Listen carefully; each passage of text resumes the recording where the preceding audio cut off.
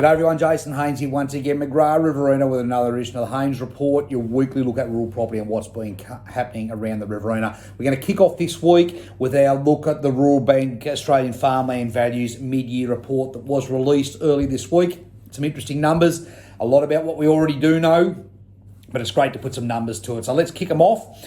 So for the first half, you've got to remember that in farmland transactions, there's slightly more transactions in the first half of the year typically than what there is in the second half of the physical year, not the financial year, the physical year. And that's just seasonal influence and when farms tend to transact, particularly here where it goes at the end of the season. So nationally, we're on a 0.1% increase in farmland values nationally on average in the first half of the year. Now that's following some 2 years of continual growth, which has seen a 16 to 23% national growth in farmland values. So that's slowed right up in that first half.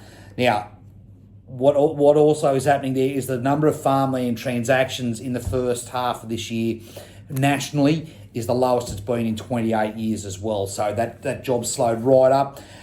What's caused this? Very obvious. Commodity prices, seasonal conditions, and interest rates. So again, into Queensland, northwest New South Wales, those drought conditions particularly have slowed that whole job up. On a New South Wales basis, well, average dollars per hectare rate in New South Wales is $8,649 a hectare, which surprisingly enough is a 14.9% increase from on the first half of where we were in 2022, so year on year. And this represents the 10th consecutive rise for the first half yearly period. So New South Wales has been really tracking along, and not surprised to hear that in the last 5 years we've actually seen a 112% rise in property values in New South Wales.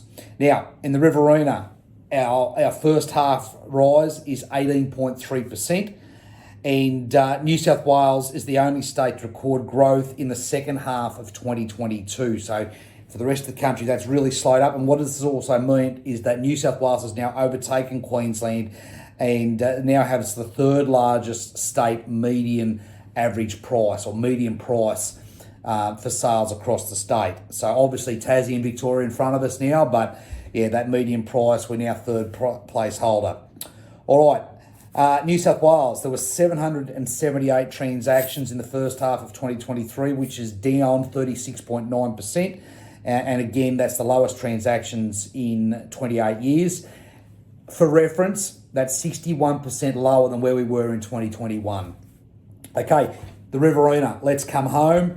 The Riverina has seen a 91% increase in farmland values over the last 3 years. But again, our transaction volume has dropped again in the start of this season. Our average price, here we go, the average price in the Riverina is now stated as $8,491 a hectare, being a 7.4% increase half on half. So from the last half of last year, the first half of this year, or an 18.3% increase in farmland values year on year. Now, these are annualised results. For the first half of the year, there's been 128 transactions in the Riverina, 36%. That's a 36% decrease half on half, and a 49.2% decrease year on year. So that job's slowing up, no surprises there, but interesting to see that our farmland values have crept up. So a good report. It'll be interesting to see how the next 6 months goes, how we go once we kick over this harvest and get into the new year. I sense that there could be some confidence coming back in the job already. The meat job can't stay where it is, so I think that's going to tick up.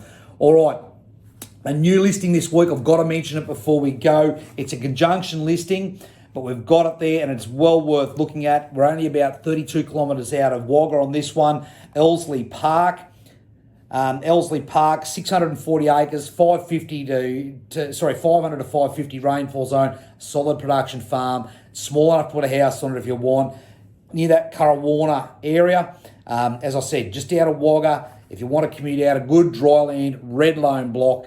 This one, perfect for stock, perfect for cropping. In fact, I think last year they stripped 4.1 tonne to the hectare of canola off this, so you know it's good and you know it's been well looked after. Now, this one will go to an online auction on the 28th of November. So it's only a 5.5 week campaign, but our instructions from the vendor are very, very clear to get this one sold. So we're putting it to auction to see what interest is out there.